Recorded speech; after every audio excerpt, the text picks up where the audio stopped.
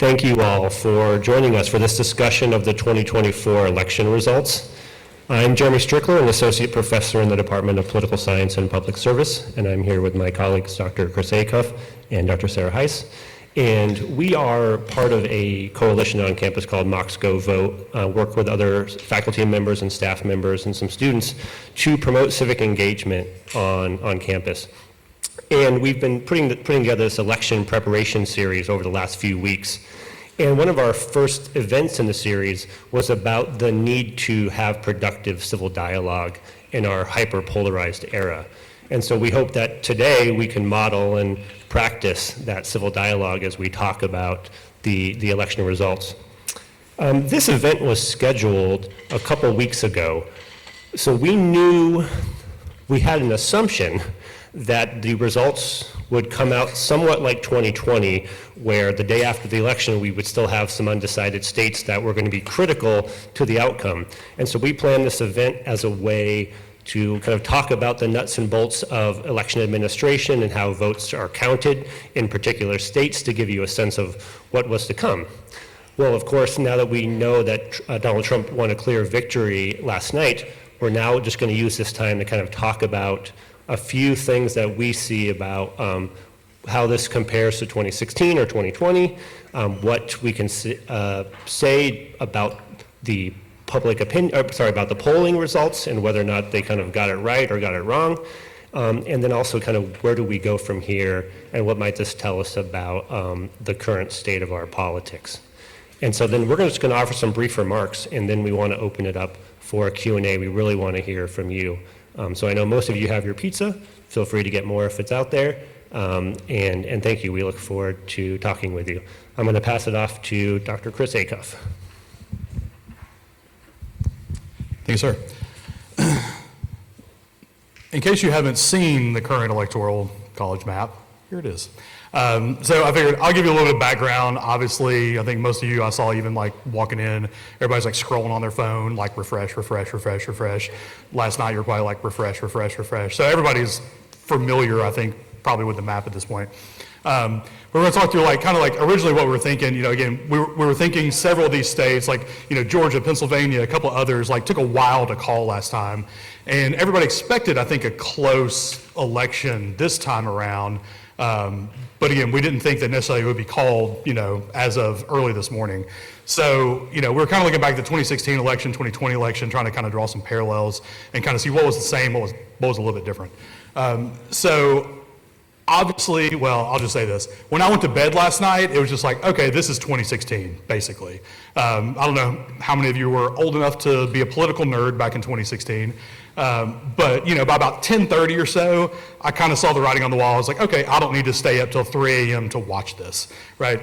And so, you know, things that I was looking at, probably we were looking at, and I can show you, we flipped to the arrow map. So things I was thinking about, things that we were looking at, you know, kind of this morning on the map is in a lot of these places, I'll put on my political pundit hat for a second. In a lot of these places, it was pretty clear that Kamala Harris was basically underperforming Joe Biden's margins from 2020. And it looked a lot more like the 2016 election. You know, so I think in 2016, a lot of states that Democrats thought were maybe more competitive than they were, you know, a lot of Democrats were really shocked in 2016 when Donald Trump started like really running up the numbers and when they were coming in a lot lower than they thought they would on the Democratic side. And so same thing happened, you know, like in some of the what we consider swing states in 2024, like in Georgia, North Carolina, Pennsylvania wasn't called until kind of early this morning. But in a lot of these states, you start realizing like, okay, like she's underperforming in a lot of these places, similar to in 2016 when Hillary Clinton ran. And so, you know, a lot of the swing states, a lot of the ones we thought might take a while, you know, your Michigans, your Wisconsins, et cetera, ended up, I mean, they're still being counted, but we pretty much know who's going to win. So none of these votes are final, but again, just based on the outstanding votes, we pretty much know what's going to happen. Now, caveat, the Electoral College doesn't meet till December 17th, so none of this is actually official yet. The votes won't be counted till January 6th in Congress. But a couple of my brief hot takes, and then I'll pass it off. A lot of people have already started talking about, like, you know, already doing sort of the post-game analysis on like what went right, what went wrong. So I would say as we go forward from like a political science perspective, rule number one is avoid monocausal explanations. So there's no one reason Donald Trump won or Kamala Harris lost, right? Sure, it was probably the economy, it was probably immigration, it was probably inflation, it was probably all these other factors. But individual vote choice isn't just one thing oftentimes. But the other thing we notice too is that, again, this is a pretty uniform, now there are some exceptions, so these are the shifts at the county level. If you look at the map, it's pretty red, right? So even like traditionally Democratic strongholds in some of these areas, like in a lot of the big metro areas, with the exception of like around like some of the Atlanta suburbs, a couple of North Carolina suburbs, a few counties here and there, there's a pretty rightward shift from 2020. Right, so this wasn't like, oh, they should have canvassed harder in Pennsylvania, or oh, you know, they should have spent more time in Wisconsin. Like this is a pretty much universal across the board, you know, victory for the Trump campaign. So again, think beyond just like, you know, individual level things, think beyond just like, again, single explanations of complex social phenomena. So that's my hot take for now. I'll pass it on to my colleague, Dr. Heiss. Thank you. So I'm going to talk a little bit about what the polls got right, what the polls got wrong, and what to use polls for and what not to use polls for, and that is namely forecasting. So a lot of folks like to look at the polls and then try to use them to predict the election outcomes, and that is a dangerous road to go down for many reasons, especially if the pollsters aren't polling the right people or weighting samples correctly, or they don't have off likely voter models. And the other thing is that pollsters try to correct, so they know what they did wrong in 2016, maybe they know what they did wrong in 2020, and so they try to make corrections every year since then. But the other problem with this is non-response bias, which is if we don't get people in the surveys, then you can't statistically account for them. I talk in my class about unmeasurable error, and this is exactly what we mean, where if you don't get folks in the surveys, then you cannot statistically account for them. And so I think this is just another part of the story of folks who, it's hard to capture folks who want to vote for Trump because they're less likely to take surveys. And so the pollsters continually overestimate how well the Democrats are going to do and underestimate how well Trump is going to do. So the other thing I could talk about is the exit poll results, namely what people's most important issues were or what issues mattered to them when they casted a vote. And the top issues were threat to democracy, the economy, abortion, followed by immigration. And as someone who does issue ownership, or the idea that like the parties have advantages on certain issues, I also think this part of this is just an issue ownership story. Like Trump and the Republican Party, people thought they would be better able to handle the economy and better able to handle immigration. And those were the top issues for folks going into the polls. So again, I mean, it's going to be hard to know the day after, and with more data, we'll know more. But that's what we're seeing from the exit polls so far. The issues still do matter, which is important. That's all I have. So I guess we can pass that to you. Thanks. I want to take both a macro and micro perspective of very briefly how to potentially interpret the what we should take away from this election. So one of the things that political scientists have been quite concerned about around the world is what we call democratic backsliding or democratic erosion. That is, practices, processes, and ideas of democracy are sort of on the decline in countries worldwide.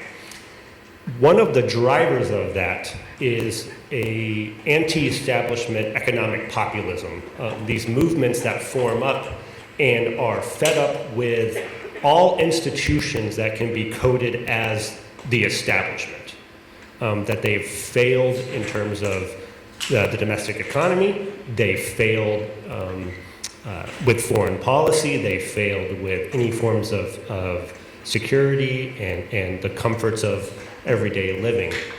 And one of the things that we've seen this year alone, it happened a little bit in 2022 and 2023, but in 2024, almost a dozen countries saw their incumbent parties kicked out of power by these kinds of movements.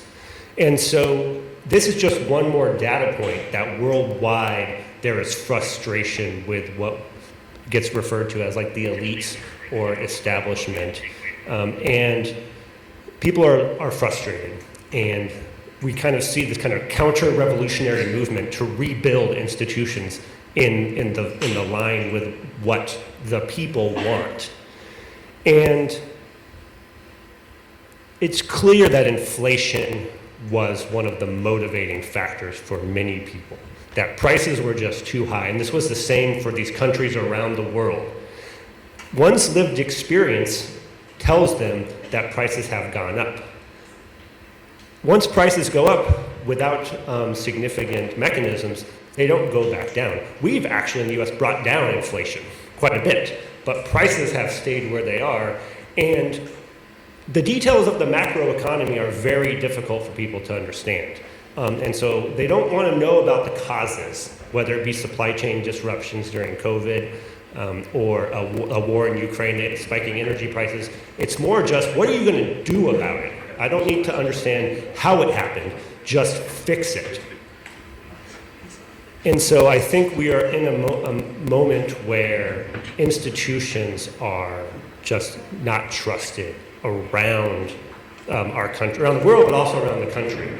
And so when they saw a Harris coalition that included the current administration and members of the former Republican establishment like Cheney, they just saw this is just one more idea that the elites, these establishment institutionalists are not going to fix anything. So regardless of what Harris could have done, the fact that she was of the Biden administration pretty much doomed her from the beginning. When we think about the exit polls and the top issues, it's very clear that Republicans wanted to run on immigration and on the economy, particularly inflation. Democrats wanted to run on abortion and democracy. As someone who studies democratization in the US, I think it's important that you mobilize on democracy, but that's not what the public wanted. The public wanted to mobilize on prices, more or less, and concerns about immigration. And so that was just not captured, not fully understood. And I think from the micro perspective, I study American political development more macro level, but I also study the presidency, the decisions that individuals make. And while I agree we shouldn't look to monocausal explanations, as a scholar of the presidency, I do think we'll be asking a lot about Biden's decision to seek re-election initially and not open up the Democratic Party to kind of not be the establishment party in that way. So from there, I just want to say, because I'm very concerned about the rise of executive power, you will note that Trump says things like, I will fix everything. And I just want everyone to know, no president can fix everything. All right? And so we have to make sure, if you are a Harris supporter, right, I want to speak to both Harris and Trump supporters. If you're a Harris supporter, there's much more action beyond elections where you can become politically engaged. Whatever drew you to the movement, find ways to get involved. If you are a Trump supporter, ask yourself, or ask those who you know are Trump supporters, why did you support him? If it's for policies, stay engaged and see if he follows through on the policies that he is promising. Right? We need to be much more engaged collectively and not just hope that one president is going to solve all of our problems. We kind of go back and forth every election just waiting for one person to fix everything. And that's just not how a democracy is supposed to work. And so I just implore you all to stay engaged. Don't become demobilized. Don't become boastful if it's on the other side. Think about why you are committed to this movement on either side. And think about the future ahead and how we can try to depolarize, because our country is in a place where we really need to put collective effort together to address a lot of pressing issues. And so with that, I want to open it up for Q&A. And we have microphones, because I know there's some recording devices. So I think Dr. Acuff will go down there and pass a mic around. And it can be a question, it can just be your thoughts. Again, we're here to be informed, stay engaged, but also practice that civil dialogue. So please.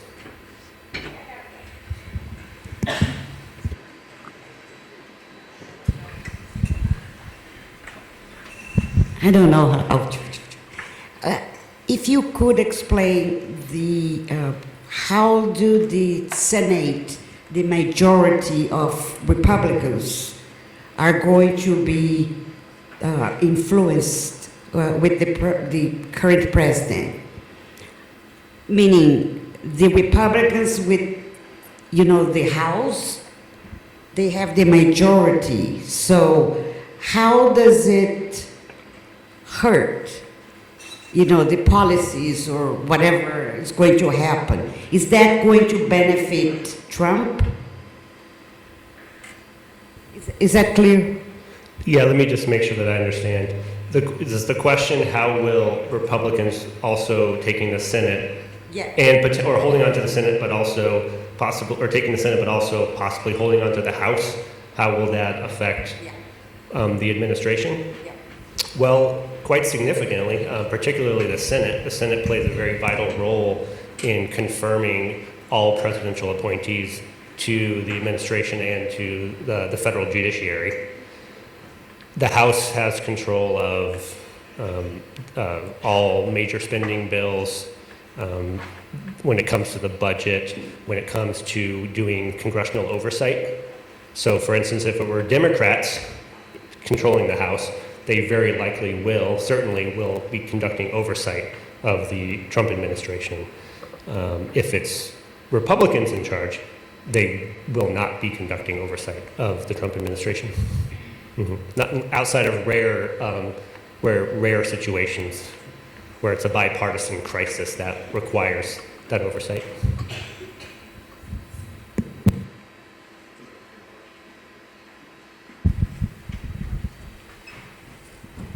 Sorry, I was wondering because I know Trump was talking about like democracy and like the potential that we wouldn't have to like vote again.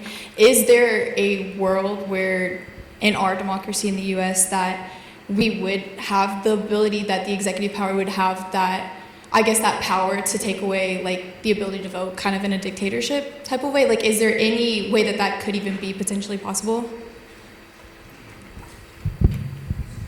Chris, do you want to take that?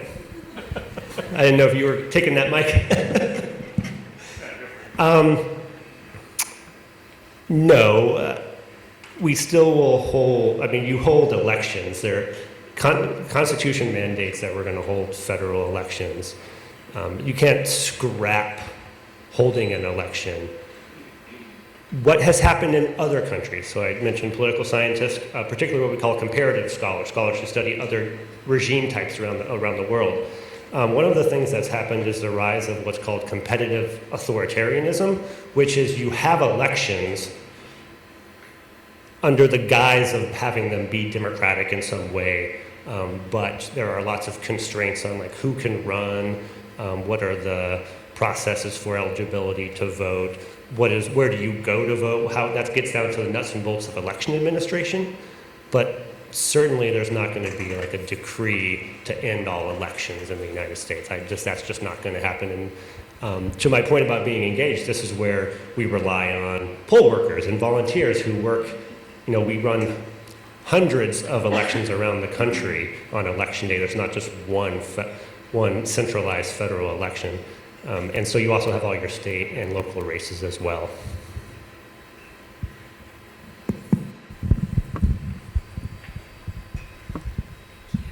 Thank you for your time. Something that I've heard when discussing the next 2 months Biden has left is the Supreme Court and his power that he could potentially add seats. Are we too late in a process of him exiting office for him to think about adding seats to the Supreme Court? I'm the institutionalist here, so I'll answer that question. No, there will not be. So essentially what you're referring to is what we call like a court packing scheme, ability to add seats to the Supreme Court, that would require congressional legislation, and the Republicans control the House right now. And so even if Democrats win this election, they're not going to take power until January. So no, there will not be any legislation to expand the Supreme Court.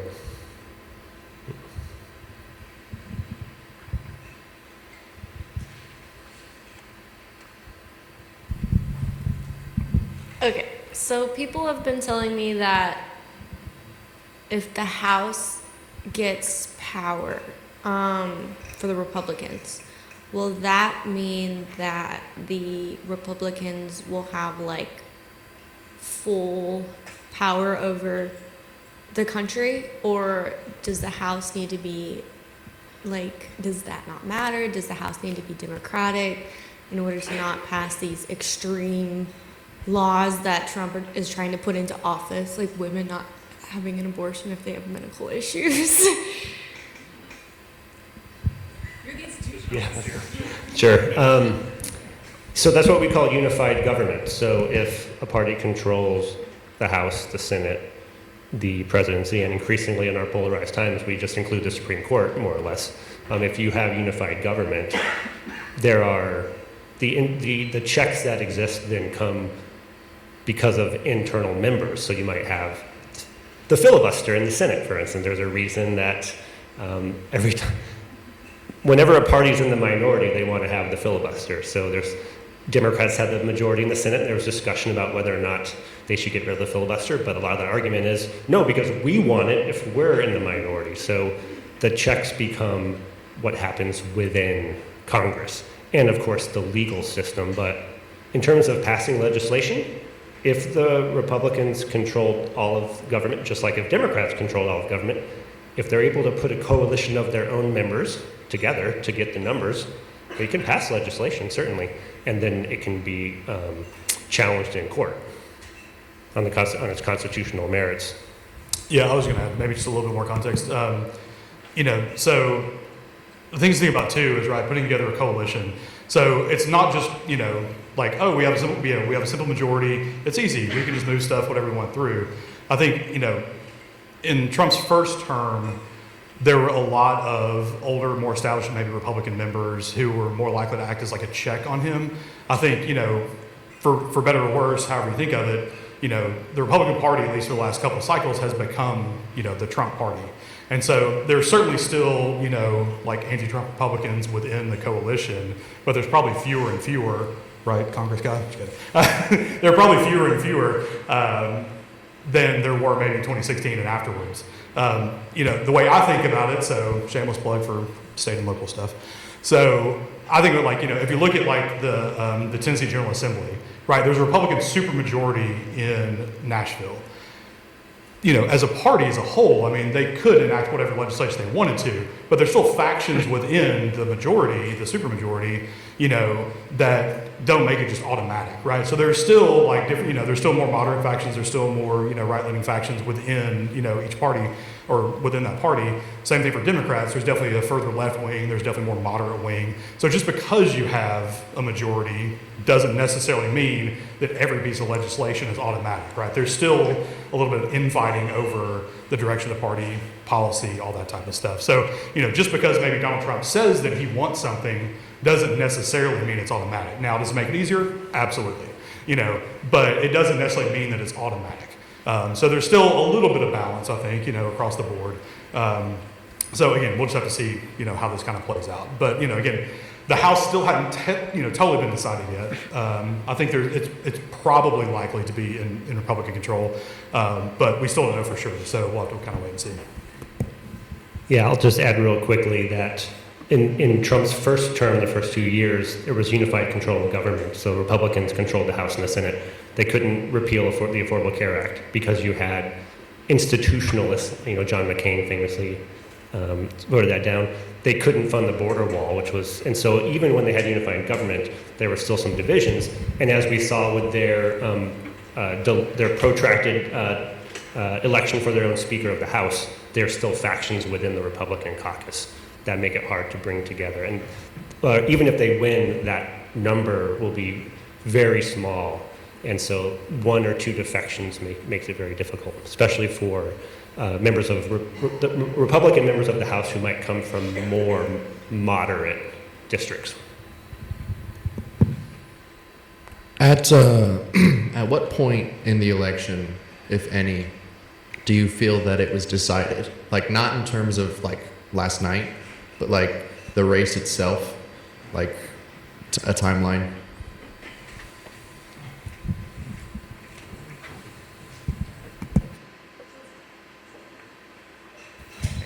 Okay, so it's hard to talk to that. A lot of folks will say, I mean, we were just kind of joking about this earlier, that as soon as Biden decided he was running again, it's like, okay, he's already doomed us. But, I mean, they were essentially tied in all the battleground states, and essentially statistically tied even nationally. So it's hard to pinpoint a time. And the other thing I was saying is that during the summer when Biden dropped out and then Harris took the nomination, people were saying that, oh, okay, suddenly the Democrats are going to have this like wave of mobilization and ride that out basically until November. But things happen, and things that happen more recently matter more for the vote than things that happened in the summer. And so whether that was at the top of people's heads when they were voting is unlikely. But people just tended to vote on the economy and I'd say immigration this time around. So, yeah. I will say, for me, the sense that when it started to sink in was, so after the 2022 midterms, it seemed like Republicans underperformed, and maybe there was this sense that Democrats could do well, and Trump was sort of isolated from the party in a way after January 6th. The immediacy of January 6th, if you look at public opinion, everyone blamed Trump, more or less. There's like 30% or so that didn't think it was him, or they thought it was Antifa or something like that. But by 2023, when the primary started, you started to see the reversal. And people started to not think, that Republicans started to not think that January 6th was an attack on democracy, or that it was somehow coordinated by right-wing groups. They started to think that it was like a left-wing organization, or like the FBI, which FBI didn't do it. So I started to realize once it became clear that his hold on the party was there, and that he was going to win the primary, then it seemed like that was probably baked in. Yeah, I'll add maybe just a little bit, and I'll come back. Somebody had a question over here, I think. We were talking about it earlier too. You know, the polls for us are fun. The horse race coverage is fun. Seeing who's up, who's down, what mattered, what didn't. You know, that type of stuff. We were talking about earlier. So every summer, a publication from the American Political Science Association publishes election forecasts from like a host of different perspectives. And so we were looking at one, or we were talking about one this morning that I was looking through that was published, I guess it was in August. So, you know, months before the election, not long after Kamala Harris had kind of become the default nominee, even before she was officially the nominee, was, and I said avoid monocausal explanations, but it was basically two factors. They used two main variables. One was economic indicators within each state, and the other was approval of, you know, Joe Biden in the current presidency. You know, so again, like institutionally, foundationally, whatever, you know, it may not have really mattered who ran as a Democrat. You know, I mean, certainly candidate characteristics do matter, you know, at the margins. I think that's a fair characterization. But overall, I think, again, like looking at the map, like this wasn't just like, you know, oh, they didn't like, you know, one thing Kamala Harris said or whatever, right? This is a broader thing. And so, you know, it may not have mattered, you know, if Joe Biden won, if Kamala Harris won, or, you know, if Joe Biden had run, Kamala Harris had run, some other Democrat maybe had won the nomination. There were a host of these like institutional, like larger factors that I think mattered.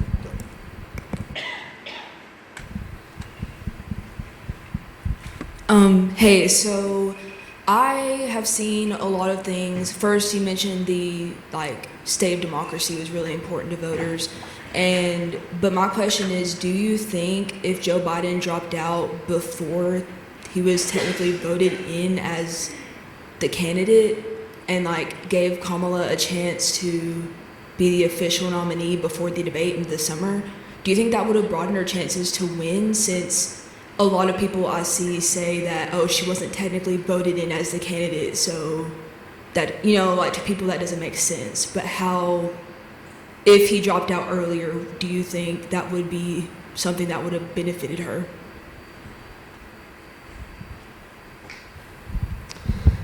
It's one of those counterfactuals. We just won't know. I will say that in the lead up to kind of the encourage Biden to drop out movement, there was a debate within the Democratic Party and activists and just generally the American public who was following it on whether or not there should be like a mini primary. So it could be that maybe, again, it's true that maybe any Democrat, the brand is bad right now, right? And so, but it could have been different possibly if there was like a mini primary or a mini convention where you saw a Whitmer or a Warnock or a Mark Kelly, where basically like people, Pete Buttigieg, where they're like trying out like, can we do like a really quick nomination process? That was the way it could have gone, but very quickly after Biden dropped out, of course, we know that everyone coalesced around Harris. So that's just a counterfactual we don't know.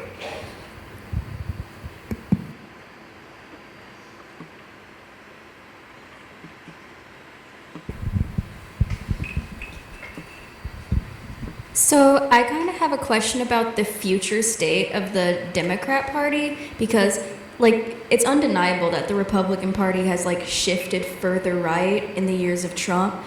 And when campaigning, a lot of Kamala's strategies were appealing to like the never Trump Republicans, like saying that she'd add Republicans to her cabinet and all that kind of stuff. And since that strategy didn't work, and it's kind of like, enthusiasm among more progressive voters was like declining, like people going to vote for Jill Stein. Would the best way to counteract like the far right be to maybe test out like some more progressive policies like Bernie Sanders type stuff? Do you think that would help?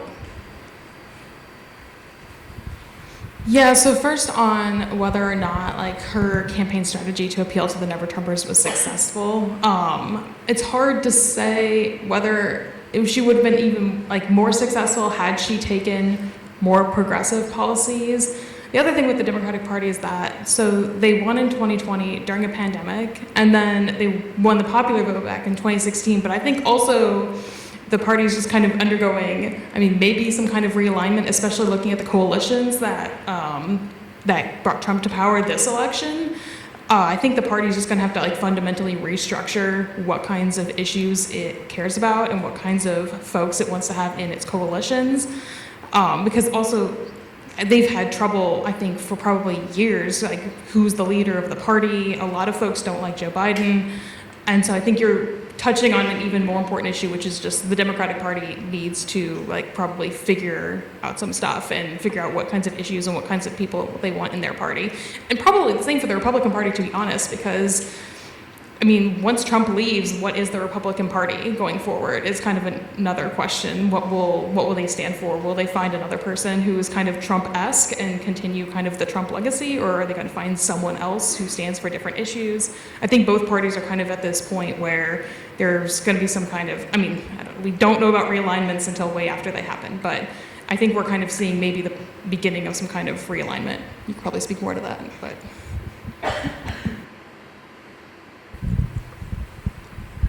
I had a question about partisan regimes. And, obviously we've been in the conservative regime since 1980 and Reagan's presidency.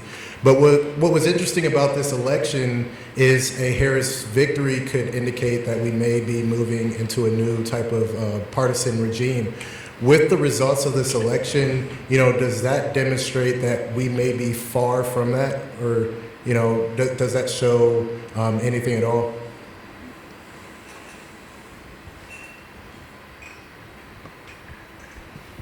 Kudos for the use of partisan regimes, by the way. I'm going to stick with the realignment framework, though, instead of thinking about it more holistically as a regime. It does appear that if you were watching any of those, like a Kornacki or John King, they were doing like the county level things last night. The urban-rural divide is incredibly stark. And so we're realigning, or potentially realigning around class issues in a way, but like cultural polarization. And so one of the things that we saw in Georgia, if I don't know how much it bears true, but it looked like rural counties that had heavy African American populations were turning towards Republican. So I think we're getting into like the rural identification and the more suburban, urban identification.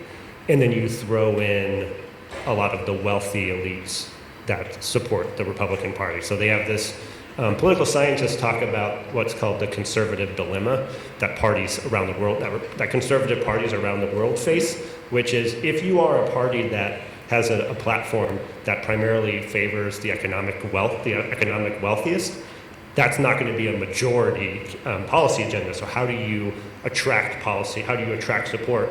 You run on populist issues. So there's a form in our country of what we call plutocratic populism that's forming, which is you sell red meat to the base and you provide tax cuts and relief to the wealthy. And so there's that kind of coalition that's forming. And then you also have the education gap that's tied on with the rural-urban divide. And so, yeah, the Democrats are going to have to find a way to reach working-class voters. But it's not just incumbent on the parties, right? Labor unions also have not done a lot on the ground of that. In the 1930s, 1940s, labor unions were front and center for promoting democracy and like helping their workers understand which parties were best aligned with their interests.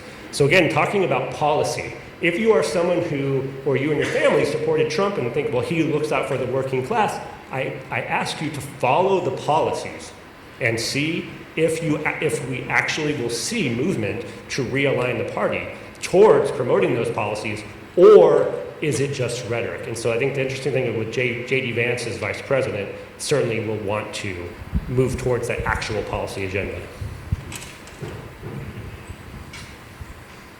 So for, excuse me, oh my goodness, the younger progressives here in the crowd today, who are names in the hat that we should really have our eyes set on, following a couple years from now in the Democratic Party, as it restructures, invokes some youth, much needed youth at that? Would it be folks such as Buttigieg, or are we looking at Newsom? Who is it that would appeal to both sides of the party, both rural and urbanites? Not with too much radicalism, of course, which would continue to polarize our nation. Just wondering where we stand looking forward, who we can really educate ourselves on, which policies should we be looking towards, There might be a name to be considered later. I think part of the story of the Democratic Party is they need fresh blood. And so there might just be someone out there that's a state legislator in a state that I don't focus on, right? So I don't know, there very well could be someone. I imagine by 2028, though, I think the people you listed will certainly be in the running. Buttigieg, probably Warnock will run. I imagine if there was a left candidate, you imagine someone like AOC might even consider at least getting her name out there. I just don't know. I think that's part of the problem is that the Democratic Party, because it had governed for so long, one of the things that we know to be true is what we call presidential party building, that Democrats, because they had power for 8 years under Obama, they focused more on governing and using political capital to get things done versus trying to rebuild the party from below. So the Democratic Party has been decimated for a while. Because the Republican Party had historically been in the minority, they actually they couldn't govern, so they focused on building the party. And so that's where you see the swell of some of their more prominent activists now. But yeah, I don't know names that would be out there. I think the ones you named are probably at the top, but it's more likely that you're going to see emerging politicians who are going to start to make a name for themselves in the next Trump administration or against the next Trump administration. Yeah, I was going to kind of briefly flip the question a little bit. I don't know who the next nominee will be. I don't know who the next progressive nominee, whatever it might be. I think, though, and I had a question, I was on talk radio this morning, somebody, asked me to kind of like paint a rosy picture for Democrats and progressives. I told everybody, again, I'm the local guy. think locally. Think about improving your community. Think about getting involved here locally. Think about getting involved in, city council races, county commission races, whatever it is. I think for both parties, and sorry if I offend any octogenarians in the room, I don't think we have any, but I think for both parties, there's obviously a pretty big gap between those that are in power, and I mean, they've been doing this for a long time, and a lot of their coalitions. So, I mean, again, I think that that establishment elite disconnect, a lot of it is about also age too. And I think this is a story as old as time. But, think about not just the next election, but again, think about if you're trying to build coalitions, if you're trying to mobilize people, et cetera, start trying to play the long game a little bit. So again, whether that's local level, state level, kind of on up.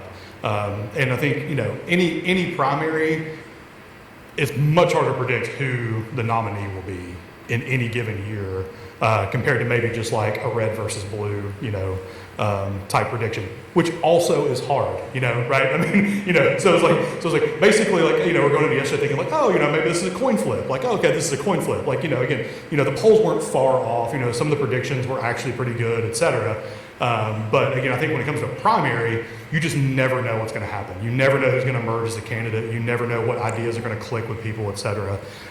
So again, I think, in the interest of small d democratic, type ideals, it's good to have broad coalitions. It's good to have, more moderate and more left or right, type leaning people. That way, whatever the appetite of the party is at the time, you can kind of hit on those issues. So anyway.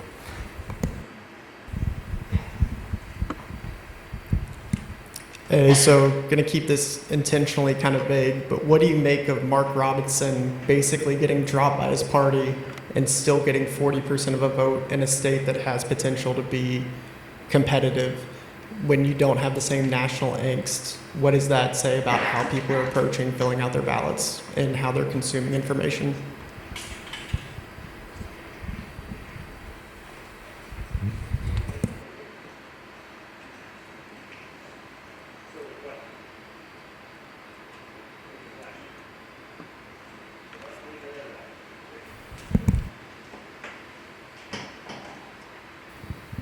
So the question is, ticket splitting with Mark Robinson, or I guess Josh Stein and Donald Trump. There was a lot of ticket splitting around the country. Pro-abortion amendments passed in various states where Trump won. Ruben Gallego did really well in Arizona. Trump is a unique historical figure in American politics. And I think so many people just think that what he says isn't true, you can't pin him down. And so I think for someone like Robinson, it just shows that not everyone can do what Trump does, right? But there still is going to be, there is about 38% of the hardcore MAGA movement that we just know is unmovable. We call it calcification. Our politics are just calcified, and nothing you say will shift. And that's broadly true of the two parties. So in a close election, all it takes is just to swing some people here and there. But you already know you've got 40 locked in some way. How do you try to get more? So I think people can try to replicate Trumpism, but only he has been shown to actually do it to that effect. Donald Trump has claimed and ran on wanting to do so much immediately. Is any of that actually possible, even with a fully Republican Congress?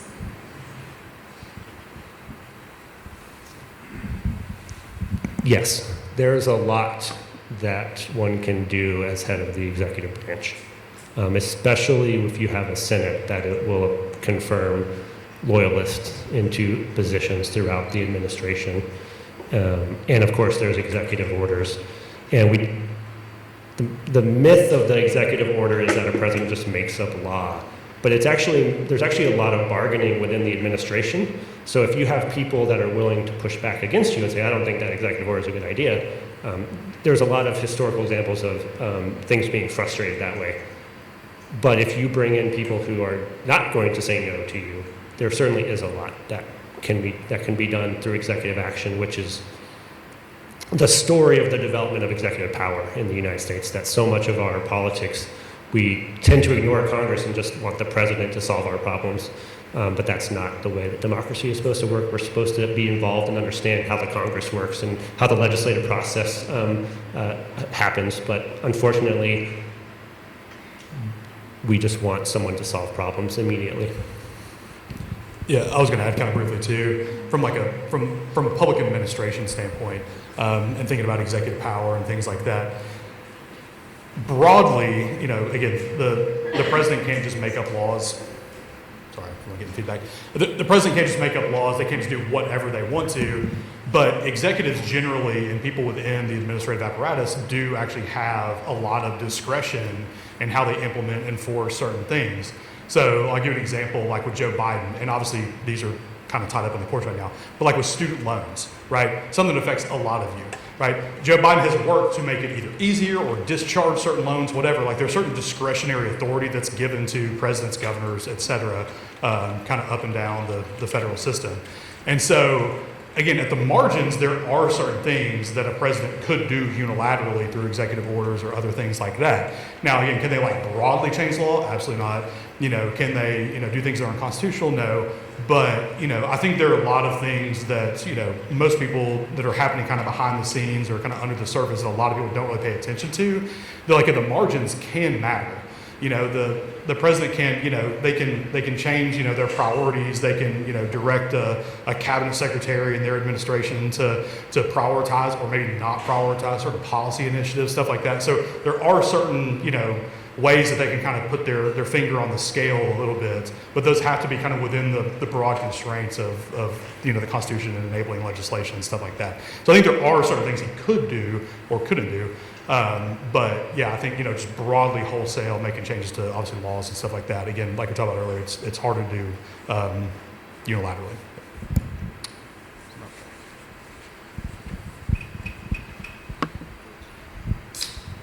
Hi, so I'm kind of gonna try to explain this the best that I can. I'm just kind of confused on the topic of the economic system, I guess you could say, in this election. I know that from what I'm told, we inherit the economic plan of the president of the past, I guess you could say. And so how would that necessarily look for us? Because I know Trump is talking about tariffs and trickle-down economics and stuff like that. But if we inherit the economic plan that Biden set in place, then would that necessarily affect us within the next 4 years, or would it affect us in the upcoming election?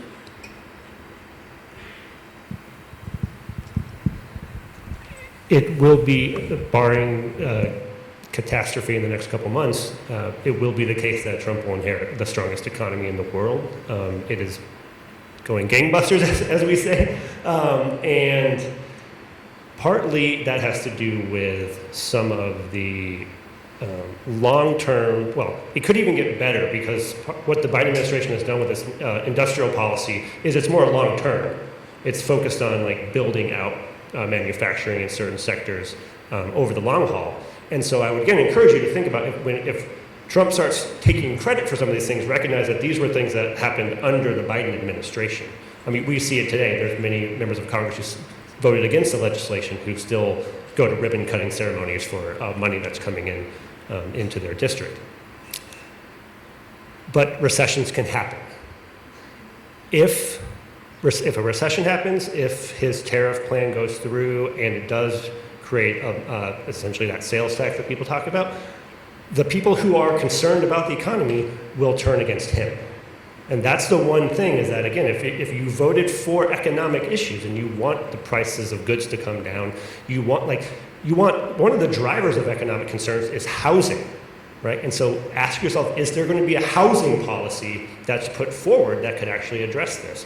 Because a president can't just snap their fingers and lower prices in that way. And I implore everyone to appreciate that there's not a lever in the Oval Office that says gas prices and food prices. That's not what a president does, even though many of us think that the president can just do these things. So yes, he will inherit good economic conditions right now, but that things could change, and then the politics. So that's why this question of realignment, it takes 5, 10, 15 years looking back and asking, did a realignment happen? People are frustrated now. They could vote Democratic in 2026 midterms if the economy worsens. So a realignment is something that's durable. It doesn't change. It's pretty stable for a long period of time.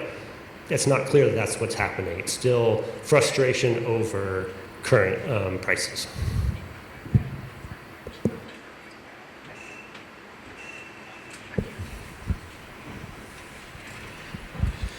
Hey, so I'm figuring out exactly how to phrase this still, because I definitely, do not want to sound like I am promoting a, sense of anxiety or doomerism, but I guess I am concerned, or genuinely curious rather, how you all feel. I hear some of the comments about how the president cannot go outside of constitutional bounds, for instance, with executive orders. But yeah, I think Trump has been very public about the fact that one of his very first executive orders would be to gut the protections for the civil service and go back to a pre-Civil War politicized bureaucracy. And I think about like the famous Andrew Jackson quote, like, well, the court has made its decision, now let it enforce it. I guess when you all think about kind of the dangers of the next few years, do you think that those will largely take place kind of through coalition and through Congress, which, as you mentioned, is very fractured? Do you think there is a real possibility that Donald Trump may be able to gut the bureaucracy and then bend it to his will? I understand he himself is not this is commentary on my part, but he himself is not a very adept leader. But people in his administration, like Stephen Miller or his political ally, Stephen Bannon, from my potentially naive opinion, do seem to have well-formed plans to do that. I guess I'm just wondering if that's something you all are concerned about.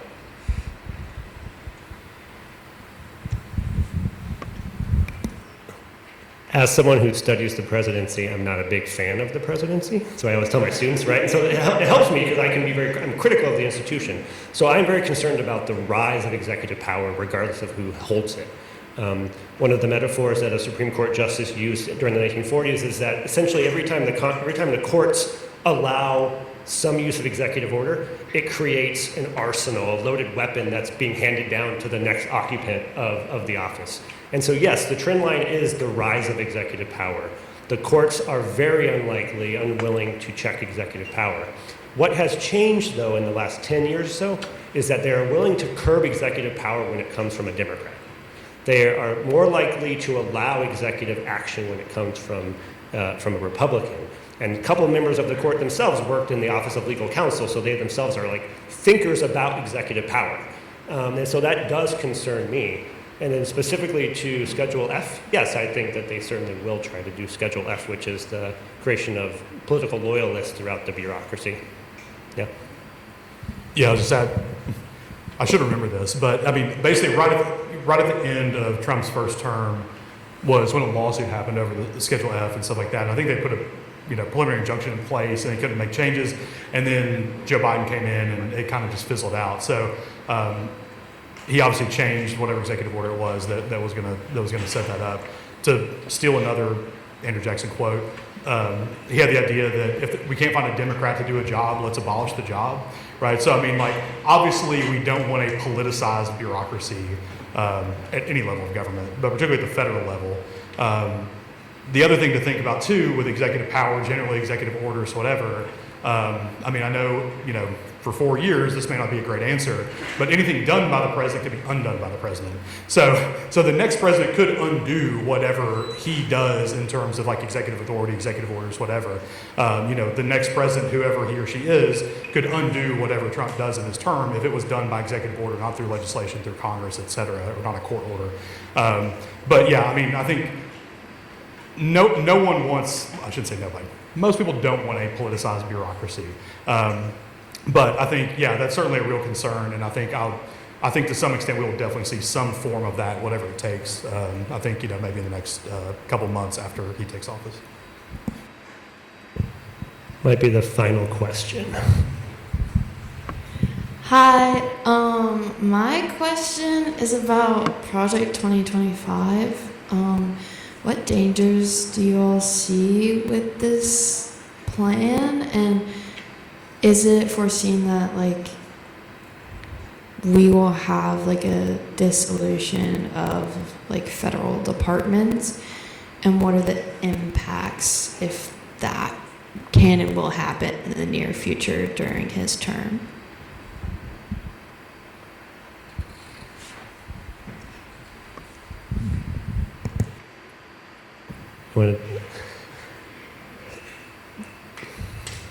So I'll wrap up sort of like everything that we've talked about in a certain way, which is some things are possible if the coalition is there for it to happen, if there are loyalists in place who will support some of these things.